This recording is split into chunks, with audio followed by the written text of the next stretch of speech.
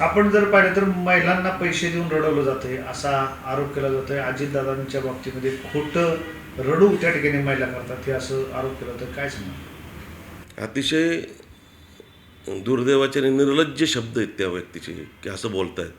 आज जर आपण बघितलं तर महाराष्ट्रातलं एक कोहिनूर हिरा, कामाचा माणूस, आपल्या कुटुंबातील माणूस आणि आपल्या परिसराला, राज्याला, तालुक्याला, जिल्ह्याला आणि गावाला मदत करणारं आम्हाला नेतृत्व त्या ठिकाणी आपल्यातनं गेलं आहे. त्या अख्खी उभ्या महाराष्ट्राला त्याची हळहळ आहे. उभा महाराष्ट्र त्या ठिकाणी ढासळाचा रडतो आहे. आजही आम्हाला बोलताना त्या अंगावरती काटा येतो आहे. आणि अशा व्यक्ती गेल्याने त्या ठिकाणी आपण आपल्या कुटुंबातल्या व्यक्ती गेल्यावर रडत नाही का? एवढे आपण निर्दयी आहे का? एवढे निष्ठुर आहेत का आपण? आणि जर हे तुम्ही लोकांना सांगताय की त्या ठिकाणी आपल्यातल्या लोकांनी पैसे देऊन ती बाईट द्यायला लावली किंवा ते महिलांना रडायला लावलं, तर आपलं किती म्हणजे निर्लज्जपणाचा कळस झाला ना तुमचं बोलायचा.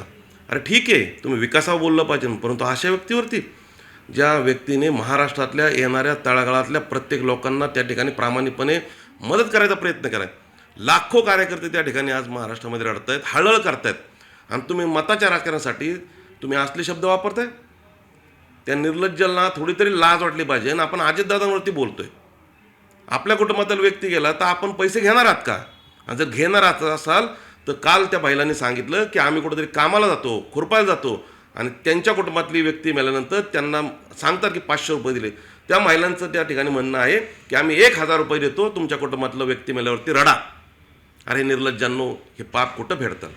कुठं घेऊन चाललाय तुम्ही? मताच्या राजकारणासाठी एवढं खालच्या पातळीवर जाताल? दुर्दैव तुमचं.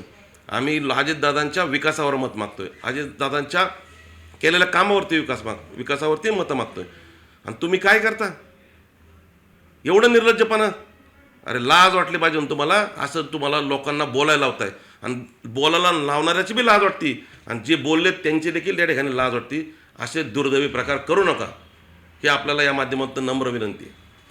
आणि दादांवरती परत असं कोण केला, त्या महिलांनी सांगितलं आहे की उद्या जर काळामध्ये परत एकदा त्यांनी असं प्रकारचं जर वक्तव्य केलं तर त्यांच्या घरी जाऊन त्यांना त्या ठिकाणी चपलेचा हार जो बोलला आहे आणि त्याच्या तोंडाला काळं, त्या महिलांसोबत आम्ही फासू, हा तुमच्या माध्यमातून त्यांना इशारा आहे.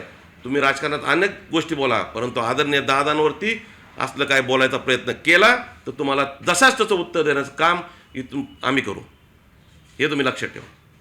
नवनवीन घडामोडी पाहण्यासाठी स्टार महाराष्ट्र न्यूजला सबस्क्राईब करा आणि ताज्या बातम्यांचे अपडेट मिळवण्यासाठी बेल आयकॉनला प्रेस करा आणि परिपूर्ण बातमीबरोबर रहा, इतरांपेक्षा एक पाऊल पुढे.